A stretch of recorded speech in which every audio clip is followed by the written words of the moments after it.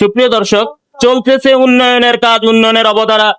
সারাস্তি উপজেলার যে প্রাঙ্গণ, আলম ফরাজি, যিনি হচ্ছে ড্রিম হাউসের কর্ণধার, ওনার যে দোকানের সম্মুখে প্রশাসনের কর্তৃক যেটি ড্রেনের যে সরকারিকরণ যে কাজ করা হচ্ছে, তার অবয়ব চিত্র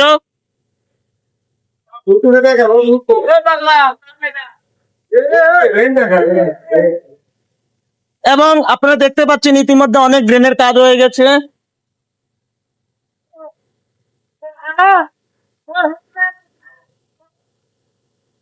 যেটি বিগত বছরে আমাদের অনেক প্রয়োজন ছিল, ইতিমধ্যে যেটি সময়ের কারণে করা হয়নি বিধায় অনেক ক্ষতি সাধন হয়েছে,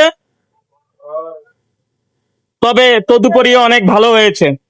তো ভালো থাকবেন সকলে, আপনাদেরকে এতটুকু ইনফরমেশন দেওয়ার জন্য।